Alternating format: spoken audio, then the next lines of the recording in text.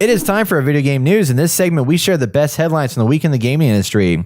First up, of course, we have the FTC had a little gathering, a hearing the other day. A little gathering. And in it, they said again that they are going to start investigating loot boxes because they might be considered gambling, and they want to protect people's children and make sure that they aren't spending too much money on something in which they get random chance rewards for things.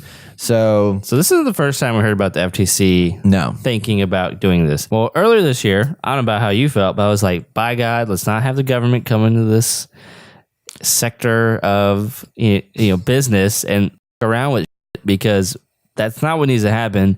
I feel like this is an industry where we can vote with our dollar. Like, this is the only, like, one of the only ones that really counts, right? I mean, yeah, if you look at it, like, we did vote with our dollar by saying, screw you, EA, for putting loot boxes in it. And now they've come out and even put out a tweet with Battlefield 5. I have been against it, but at this point, given all the controversy, has been like literally just rolling down. All the just been rolling downhill. Yeah.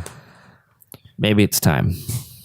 I think we need some governments to come in here and be like, look, guys, can't do this. Yeah. It'll be interesting because they're in this article that we're reading on Kotaku about this. They made some mention that they want to look at like ESRB putting a notation on the back of boxes and like online and stuff like that says like, you're required to say if there's in-game purchases, if there's in-game purchase in the game. I feel like that should be already a thing. Sometimes it's worthwhile to spend the money on the loot box to like get a little bit more stuff. But either way, it's still like you don't have to do it with any of these things. So that's kind of the argument that they're making about why it hasn't gone much further. They say it's gambling. I call it is kind of gambling because you're gambling to see if you can get like really badass stuff or not, right? Right. And then over time, it's just like, well, we get a bunch of mediocre things, and yeah, you get something in return, but I don't know. I think they're really preying on people who have this addiction, and I think that needs to be addressed. And it hasn't been. This stuff actually does affect people. Yeah. I mean, if game after game has this kind of system implemented, I mean, what are we teaching them? Right. If they have daddy or mommy's wallet, there goes a shit ton of money. And that's happened plenty of times on different mobile games in the past where like people have been like, I did not authorize this payment. $3,000 credit card bill. And I'm like, where did this come from? And they look up where it came from. And it's like Epic Games. Holy shit.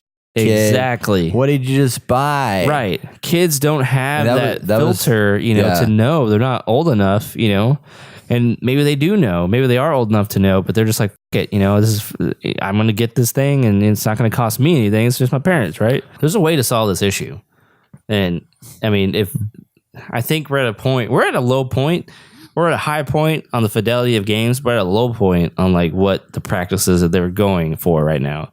And it's like, if it takes the government to come in here and do this, which I am not a huge advocate of government coming in and messing with business, but at this point, man, I mean, I'm pretty beat down by a little bit of regulation will probably have them back down a little bit. Right. I mean, even the thought of regulation might have them be like, all right, hold on, let's not let this happen.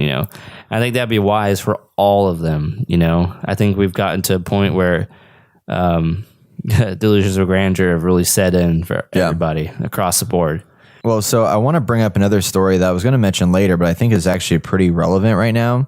So in this discussion that we're having, so Valve released their game Artifact last week, and there's been controversy about their business model that they're approaching with this particular game.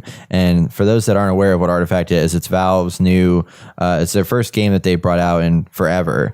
And they partner with the guy that's responsible for Magic the Gathering.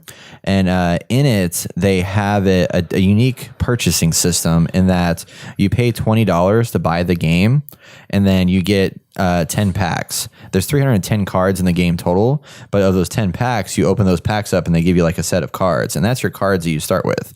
And then from that point forward, there's no loot boxes, there's no like microtransaction-y things in that you get random chance, but instead you literally are going out on the marketplace and buying the card. And they built an economy around selling these cards that exists there. And so like it's on the Steam marketplace, and Steam is taking a little cut of every sale of whatever cards it's happening, which I kind of expected would end up happening. Wow. This seems like a bad idea because, I mean, Think of Overwatch and how many times you had to nerf or buff certain people. Like, you imagine buying a card, just for example, buying a card for $20 because it's rare or whatever. It's worth more at this point, and then they nerf that card. Yeah. Like, that card's value goes down, but you already spent that money. Like, this just seems like a bad idea. I don't get the whole marketplace thing. You know, great that you can sell it and actually make a little bit of money, but at the same time, it's like, are we really doing this right now? Like, really? Yeah. I like this system, actually. Okay. I think it's a good system because it makes it to where it's more like a traditional trading card game. Right. If you want to buy new cards to add to your deck, you pay for that card deck. And then you know what you're going to get in that card deck. Or you, at least in most cases, you actually don't, but you know you have a guaranteed something that's in there. In this case, like when you go out and buy the card on the marketplace, like you know exactly what you're buying and what you're buying it for. Right. And if you don't want that card, then you don't have to buy that card. But here's the interesting thing about this. There's a point where you're going to be done with this game. You're not going to want to play anymore, right? So what they've done with this game, because they are owners of the Steam Marketplace, is then you can then cash in your game and basically get your money back from what you paid for those cards to buy another Steam game. So you're buying the cards, but eventually, if you're ever done with it, you just cash in. All that stuff goes back out on the marketplace, and then you suddenly get your money back to then go and just buy a game. So it's like you're just loaning your dollars to the system. You sold me. You sold me on it. That's pretty good. But I don't know. What I don't know, though, is when you sell it back, is it for the value at that point in time, or is it the value that you bought it for? It's probably that value. Because again, like, you know, if it is that $20 card and it does, like you said, drop in price eventually, like because they bring out something new, then like you did technically lose a little bit of money, but at least you're getting something back for the cards that you spent money and purchased that you can then put towards other stuff. That's interesting. We'll have to cover this more because I'm curious about this whole system now. Yeah. Head on over to thegamer.net for a full podcast episode for our weekly game impressions and top headlines of the week.